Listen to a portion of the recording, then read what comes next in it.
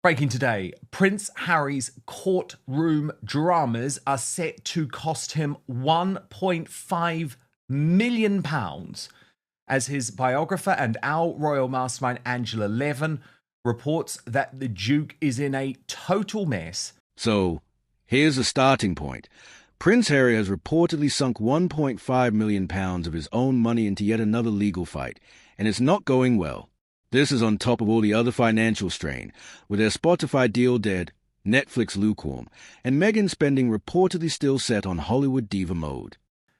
Financially, as he continues with these spurious examples of lawfare.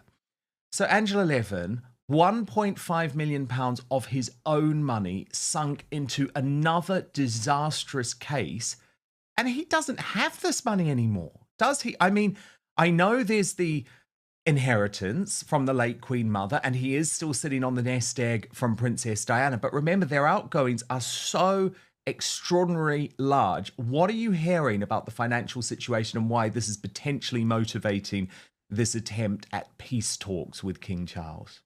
Yes, well, it's extremely difficult for him because Meghan uses so much money. They have so many people who try to look after them, all four of them.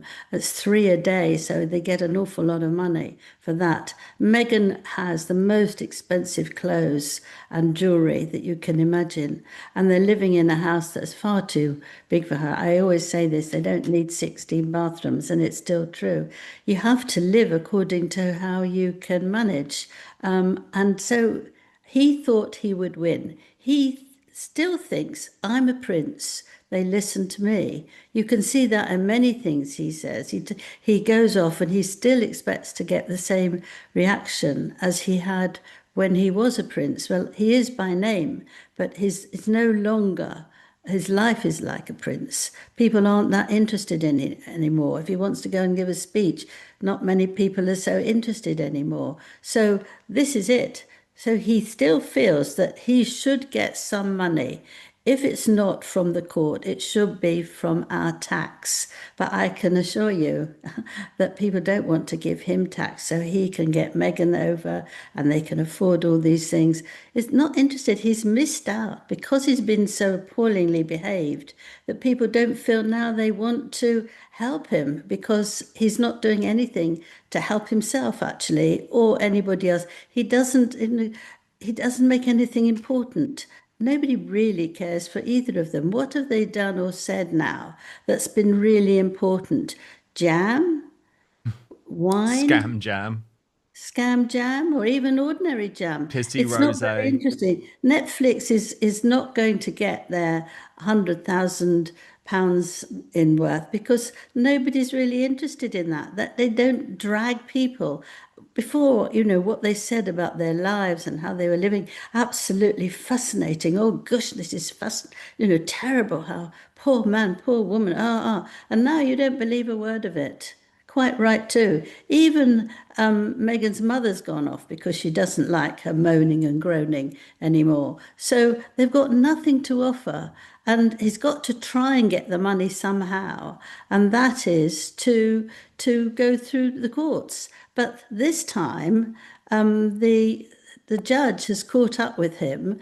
And first of all, the judge can't stand it anymore because he feels he's wasting time. But the other thing is that he believes that Harry and his team have been giving other people money, so they support them about they should get money from the judge of what's happened. This case is dirty and dodgy, isn't it, Angela? Very dirty. I mean, by the way, just because you mentioned Doria, though, someone made one of these hilarious little AI videos, Angela, which I think will put a smile on your face. So there's Doria, and there she's like, nope, I'm out. I'm gone. Get me as far away from that woman as possible. The key issue? Harry's latest case against the Daily Mail isn't just about hacking claims. It's now tangled up with allegations that his legal team paid witnesses for information. That's a massive red flag in court. The judge basically said, enough. Either you reveal exactly who you paid, how much, and why, or this whole thing might get thrown out. And here's the kicker. The judge also called Harry's team's explanations inconsistent and incoherent. But no, this case, Angela, it is just worth me revealing some of the details about it because it was completely overshadowed in all of Yes. the reaction to the peace summit. A lot of people think Harry purposefully, or Harry and Meghan, I should say, purposefully leaked the details of the peace summit to overshadow what was a real embarrassment in court, where he was ordered to reveal any payments to witnesses in this case against the Daily Mail. And the details are extraordinary, Angela, absolutely extraordinary. So he has been ordered to reveal to the High Court any payments or inducements made in return for evidence in his claim against the Daily Mail. Associated Newspapers, the publisher that owns the Mail, is accused of carrying out or commissioning unlawful activities such as hiring private investigators to place listening devices inside cars, blagging private records, burglaries to order, and accessing and recording private phone conversations. The publisher denies the allegations made by a group of high-profile public figures, including the Duke, Baroness Lawrence, Elizabeth Hurley, Sir Elton John, Sadie Frost, and Simon Hughes. Instead, they claim that incentives were offered or paid by researchers working for the claimant's legal team, including a £5,000 a month deal with a private investigator called Gavin Burrows. In a ruling, Mr. Justice Snicklin criticised the inconsistent and incoherent approach made by the claimants to providing such evidence, declaring their explanations unconvincing. He said there were serious questions to be answered about the status of the claimant's research team, particularly the documents they held, and whether there had been adequate disclosure. The Duke of Sussex is said to have sent a text message to Baroness Lawrence, alerting her that information had come to light that she would want to know about, prompting her to join the legal action just a few months later. So, Angela, this is extraordinary on a whole load of levels, because the first thing is, from a macro level, right? You're meant to be a Prince of England. You are meant to be focused on the betterment of the world. That's what you told us you cared about. You are now working with dodgy and dirty celebrities and awful celebrity lawyers like that slippery snake David Sherborne to try and bring down a newspaper. And I know you have personal connections with Baroness Lawrence, who was the woman that we saw there. Of course, Doreen Lawrence, her son, Stephen Lawrence, killed brutally. The Daily Mail had this close relationship with her for many years. And we learn in this court documentation, Angela, that it was actually Prince Harry himself who got involved to destroy that relationship, which to me feels like such an overreach on his part, so something that he shouldn't be getting involved with. It shows you just how awful he has become, because it's like, oh, Doreen Lawrence, she might not listen to Elton John or another celebrity, but Prince Harry, he will have my best interests at heart. It's like, no, he doesn't, Doreen. This is simply just his campaign against the Daily Mail and nothing more. But Angela, the judge is also horrified that so much of this documentation has actually gone missing again, which seems to be a common theme with Prince Harry. Like, do you remember all of those messages between him and his ghostwriter, J.D. Moore-Ringer of Spare, were just miraculously deleted, and the judge was very disappointed about this. So it's like, Harry, what are you doing? This is so dirty. Is this really where you expected your life to go out to, where you could have been trying to do positive things like your mother did? Instead, this is what you do. You're mired in one of the dirtiest, dodgiest, darkest court cases in modern history. Yes. Well, I mean, when you hear that somebody's giving money to keep somebody quiet, so that they agree that they will say what they want, what Harry wants them to say. I mean, it just turns your stomach, doesn't it? How low can you go? The judge, of course, is very, very angry. And you can hear from the sentences he said that he might just get rid of them all in one sweep unless they provide all this and how much each person has been given money to help them out to say what they don't necessarily want to say, but what Harry wants to say them, and sweep them out, which will be so shameful, so shameful. I mean, I was on the Mail, and I know all that family very well, and I interviewed them several times, and the Mail was wonderful to them and helped in every possible way and bravely put the photos of the people they thought had killed her son on the front cover, knowing that they could have been put into prison for doing so. They worked really hard. And then she just suddenly turned. I was at an award-winning thing, and they put me sitting next to her. And she said to me, she said, I just wish you were black because I don't want a white person to win this one. I said, I'm sorry, but nothing I can do about that. That's how she was so ungracious. We wrote a lot. We were supporting her in every way. And then she takes this terrible thing from Harry, just a bit of money. We'll give you a little bit of money so that you do what we want.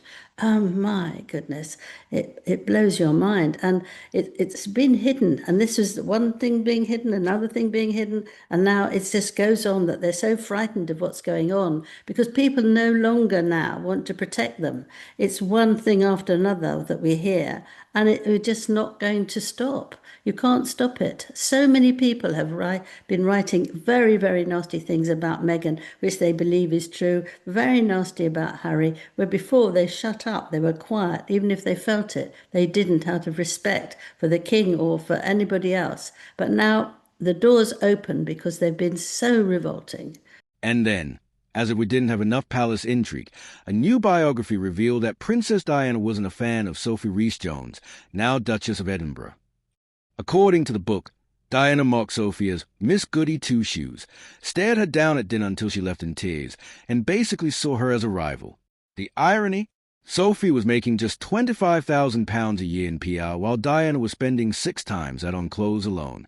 Diana reportedly didn't believe a commoner like Sophie could survive in the royal family, possibly a mix of jealousy and insecurity. But over the years, Sophie quietly proved her wrong, earning the Queen's deep affection and avoiding scandal. Put all this together, and you see the same recurring themes. They really have. Speaking of revolting, Angela, did you see this extraordinary story involving Camilla Tominey at Yes. Wimbledon early this week? I mean, by the way, wasn't it just so wonderful to see at the weekend, last weekend, all of these wonderful pictures of Catherine and George and Charlotte, Yeah. and they were just having the most wonderful day. But then Camilla Tominey was also there and ends up in a public row with a member of the Sussex squad called Judy in De Richmond, who posted this picture and wrote on X, sat behind Camilla Tominey at Wimbledon. Don't worry, Sussex squad. I mentioned I was a Harry and Meghan fan and that she blocked me on Twitter for me calling her a wanker. And Camilla replied saying, you were rude and obnoxious and annoyed everyone sitting in our area with your drunken screaming and shouting. Try laying off the source and showing some self-awareness next time you are in public, you vile troll. Now, it really has emerged that Judy in De Richmond is a true vile troll, obsessed with Camilla Tominey. And before I just have the evidence of that, Angela, which I'll show you in just one moment, Camilla Tominey earlier in the week actually addressed what happened on her podcast, The Daily Tea. And it turns out that this woman, Judy in De Richmond, Angela, has been obsessed with Camilla Tominey for months. We've got the receipts. Let me take you through some of it, because I always think daylight is the best disinfectant in exposing these horrible people. So she's previously written Camilla Tominey's face when Johnson says Harry and Meghan were an asset to this country. This woman can't even keep the grimace off her face. Hate is making her ugly. And that was when she was interviewing Boris Johnson. She then said, I might be late to the party, but did Camilla Tominey really name her son Harry? The woman is obsessed. She said Camilla Tominey is a liar. Camilla Tominey is a grifter. She has realized that she can make money by trashing Meghan. There's no reason for her lies, but only to make money. Just remember that Camilla Tominey is a liar. She said Camilla Tominey fans are crazy. Camilla Tominey is a liar and a grifter. It takes a very special woman to be called a wanker. Camilla Tominey is a wanker. It's not just that. Kate never spoke up when Camilla Tominey said Meghan made Kate cry. Kate never spoke up when Meghan was getting hate and was suicidal. And that quote, recollections may vary, came straight from Kate's mouth. Meghan can drink her tea in peace. So this, Angela Levin, was extraordinarily nasty, because this is the horrible, cretinous behaviour of the Sussex squad online being moved into the real world. What did you make of it? Well, I'm not surprised. I'm sure you're not either. I mean, I've had lots of nasty stuff as well. And I think uh, I quite understand Camilla, who is very powerful, very strong, very organized. But it does, upset you. It makes something that you wanted to do or say difficult to do. You get over it quickly because you realize it's rubbish and they're just going to be nasty. But I had this thing that the same thing that you only want to work because you want to get money, you want to steal money from us, and how disgusting you are that you just want money. Well, you know. I could say that about Meghan. I could say that about Harry.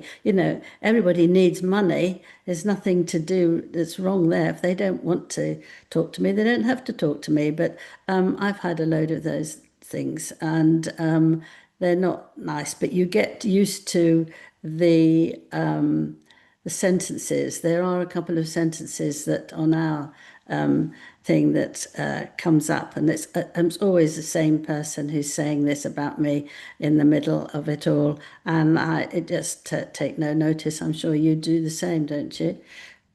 Absolutely. They are just vile, vile people. Yes. Angela, But I really? don't. Oh, sorry, you go. I'm just going to say, I don't know how you can go to where all this tennis is going on, where everyone's having a nice time, and then shout it out at somebody who is there. That's really, really disgusting, isn't it? You haven't got the ability to control yourself. Ah, look, that's so lovely. That is so lovely. It was so sweet, but I have to say that Charlotte has actually now grown up. It's a very Yeah. important outing because she had a famous clothes maker giving her, this is her first dress, Givenchy, very expensive, very important. And she's got a dress that is a midi dress, so it's just a bit lower. She used to have a little girl's dress. Now she's got a proper dress. And if you look at her nails, they're pink. Now, the late Queen wouldn't let any of her staff had